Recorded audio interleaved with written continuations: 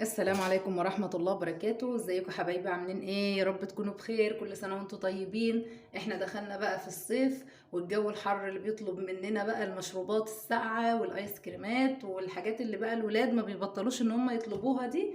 فانا قلت بصراحة اقوم اعملها واشارك بقى المتابعين بتوعي في طريقة الايس كريم السهلة اللي اول ما هيتفرجوا عليها يقوموا يعملوها على طول. انا معايا المكونات بتاعتي: كيلو من اللبن، كوباية من السكر، وثلاث معالق كبار من النشا.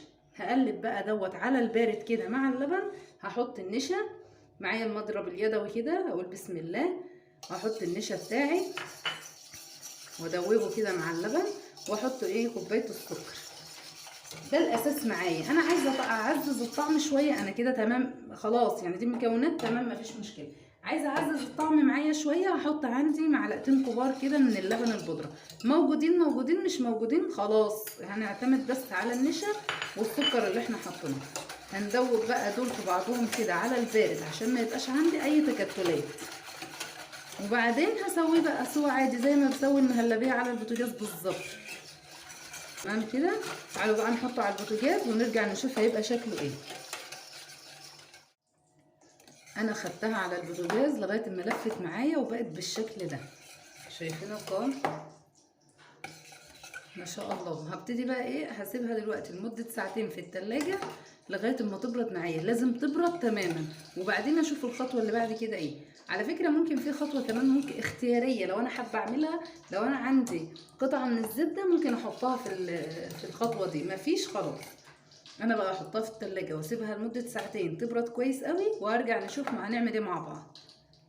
ده يا جماعة شكلها معايا بعد ما طلعت من التلاجة وسقعت معايا. بصوا مسكت ازاي وتقلت قوي. فهكمل بقى عليها بقية الخطوات.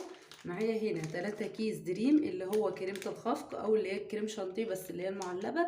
لو الخام متاحة هناخد منها كوبايتين، مفيش هنجيب 3 باكيتات زي دول كده. هنسمي الله ونحطهم. تمام كده. ومعايا هنا كوبايه لبن ساقعه زي كده هحطها. بسم الله. متلجه اهي. وابتدي بقى اضرب الكلام ده بالمضرب الكهرباء. بسم الله.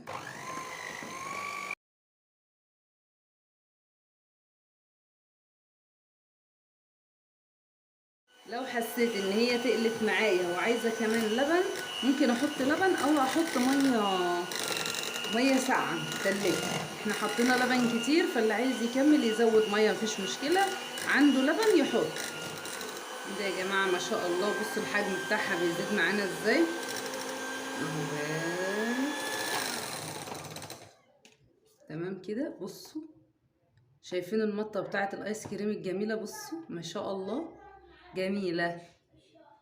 بصوا يا جماعه ما شاء الله حلوه قوي. طيب انا بفضل اضرب فيها بالمضرب كده تقريبا مده ما بتقلش من 5 ل7 دقايق تقريبا بالمضرب.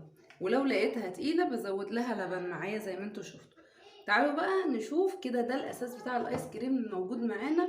ده كده لو احنا حابينها باللبن بس كده هنحطها في علبه وندخلها في الفريزر. اللي حابب يزود لها فانيليا يحط عادي. تعالوا بقى نشوف احنا ممكن نزود لها اطعمه زي ايه. ممكن بقى نعملها بمانجا زي كده. انا معايا المانجا دي متفرزه في الفريزر يا جماعه. هجيب شفشه الخلاط واحطها معايا كده. بسم الله. الكميه دي بقى براحتنا، يعني على حسب ما احنا عايزين نحسها معانا. دي منجايه كبيره معايا، دي منجايه كبيره انا قطعتها وهي ساقعه زي كده. واخد بقى كميه من الاساس بتاع الايس كريم معانا ده. هاخد كميه من ده.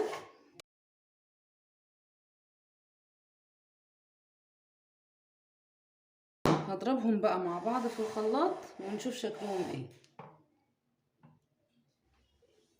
ده شكله بعد ما اتضرب معانا في الخلاط اهو. المانجا بالاساس بتاعنا بالايس كريم هنحطه بقى في العلبه بتاعتنا. خلصنا اول حاجه اللي هو بالمانجا. تعالوا بقى ناخد كميه كمان كده. احنا ممكن نسيب بقى دي بيضه كده نعملها بالفانيليا، يعني نحط دي معلقه فانيليا كبيره وتبقى دي عندنا اللي هو الايس كريم بالفانيليا. بصوا نحط لها معلقه كبيره فانيليا ويبقى ده ايس كريم فانيليا. ده بقى الطعم التالت معايا. هنا كاكاو. هحط معلقتين من الكاكاو، هحط كده عليها معلقتين من الكاكاو او كفايه.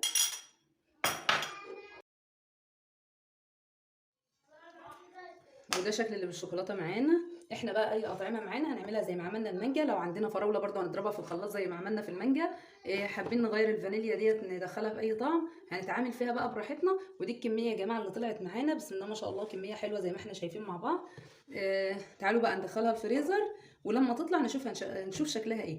بس هي لازم تقعد في الفريزر ليله كامله، ساعتين 3 دي هتطلع هنلاقيها لسه يعني من بره جمدت ومن جوه لسه طريه. فهي الايس كريم لازم يقعد في الثلاجه ليله كامله بالظبط. تعالوا بقى لما يطلع من الفريزر نشوف مع بعض شكلها هيبقى ايه. ده يا جماعه شكل الايس كريم بعد ما قعد معايا ليله كامله في الفريزر. لازم طبعا قبل ما اقدمه لازم اطلعه قبلها ب10 دقائق تقريبا. تعالوا بقى نشوف القوام بتاعه شكله ايه. تعالوا بقى بسم الله نسمي الله كده. بصوا بصوا يا جماعه، بصوا الايس كريم عامل ازاي ما شاء الله. بصوا اظن قوامه باين قوي الحطرشه اللي فيه ده، ومش متلج ولا اي حاجه خالص، كريمي جدا. ده اللي هو الفانيليا، هنحط معاكم كده. ده اللي هو ايس كريم الفانيليا اهو. بصوا يا جماعه قوامه عامل ازاي ما شاء الله، حلو قوي. تعالوا بقى نشوف اللي هو الشوكولاته مع بعض. بصوا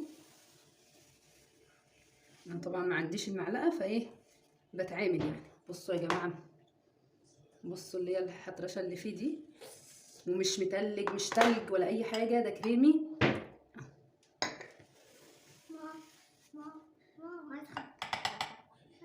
بصوا نشوف بقى اللي هو المانجا. بصوا بصوا يا جماعه ما شاء الله، حلو جدا جدا جدا. انا المانجا مطلعاها بقى لي شويه، حاسه ان هي ايه ساحت معايا شويه. بصوا